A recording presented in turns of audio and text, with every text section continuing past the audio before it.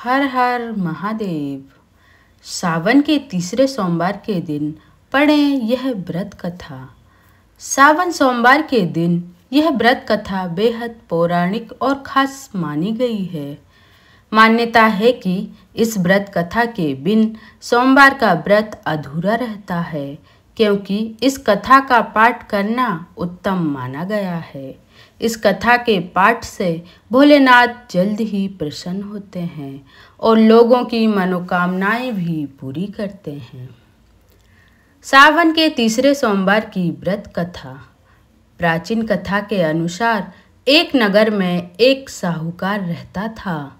उस साहूकार के पास धन और दौलत की कोई कमी नहीं थी, लेकिन साहूकार की कोई भी संतान नहीं थी।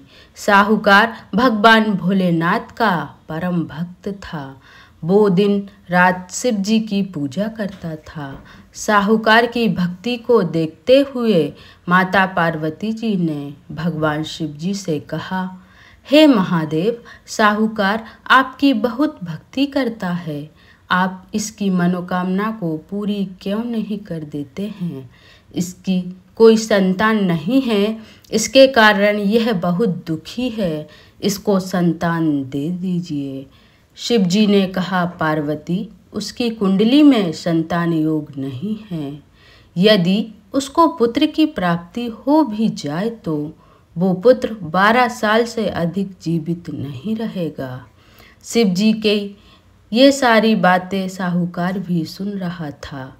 यह बात सुनकर साहूकार को खुशी हुई और दुख भी हुआ, लेकिन फिर भी वो शिव भक्ति में लगा रहा। एक दिन साहूकार की पत्नी गर्भवती हुई। उसने एक बालक को जन्म दिया।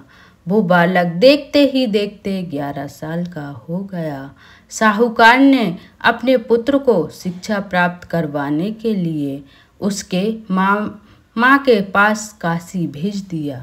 उसके साथ ही साहूकार ने अपने साले को कहा कि रास्ते में ब्राह्मण को भोजन करवा दें। काशी के रास्ते में एक राजकुमारी का विवाह हो रहा था, जिसका होने वाला पति एक आंख से काना था। दूल्हे के पिता ने जब साहूकार के बेटे को देखा तो उसके मन में ख्याल आया कि क्यों ना अपने बेटे को घोड़ी से हटाकर इस बालक को घोड़ी पर बिठा दिया जाए और विवाह के बाद अपने बेटे को ले आया जाए। किसी तरह राजकुमारी और साहूकार के बेटे का विवाह हो गया। साहूकार के बेटे ने राजकुमारी की चुनरी पर लिख दिया कि तुम्हारा विवाह मेरे साथ हो रहा है, लेकिन मैं असली राजकुमार नहीं हूँ। जो असली राजकुमार है वो एक आंख से काना है, लेकिन विवाह पूरा हो गया था, इसलिए राजकुमारी की विदाई असली वर के साथ नहीं हुई। विवाह के साथ साहूकार का बेटा अपने मामा के साथ काशी चला गया। एक दिन काशी में यज्ञ के दौरान भांजा बहुत देर कमरे से बाहर नहीं आया। जब उसके मामा ने अंदर जाके देखा तो उसका भांजा मृत पड़ा था। सबने रोना धोना शुरू कर दिया। माता पार्वती जी ने शिव जी से पूछा, हे प्रभु, ये कौन रो रहा है? तभी उन्हें पता चलता है कि यह भोलेनाथ के आशीर्वाद से जन्मा साहूकार का पुत्र है। तब माता पार्वती जी ने कहा, स्वामी, इसे जीवित कर दीजिए, नहीं तो रोते रोते इसके माता पिता भी मर जाएंगे। तब भोलेनाथ ने कहा कि हे पार्वती, इसकी आयु इतनी ही थी जिसे वह पूरा कर चुका है। लेकिन माता पार्वती जी के बार बार कहने पर भोलेनाथ ने उसे जीवित कर दिया। साहूकार का बेटा ओम नमः शिवाय कहते हुए जीवित हो उठा और सभी ने शिव जी को धन्यवाद किया।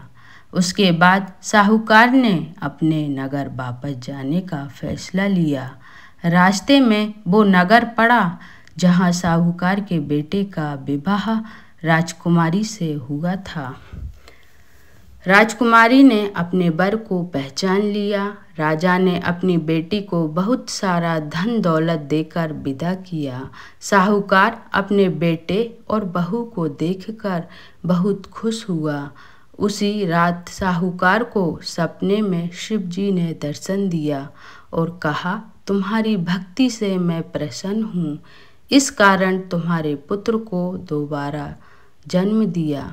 इसलिए तब से ऐसा माना जाता है कि जो भी व्यक्ति भगवान शिव जी की पूजा अर्चना करेगा और इस कथा का सच्चे मन से पाठ करेगा, उसकी सारी मनोकामनाएं पूरी होंगी और उसका भंडार भरा रहेगा।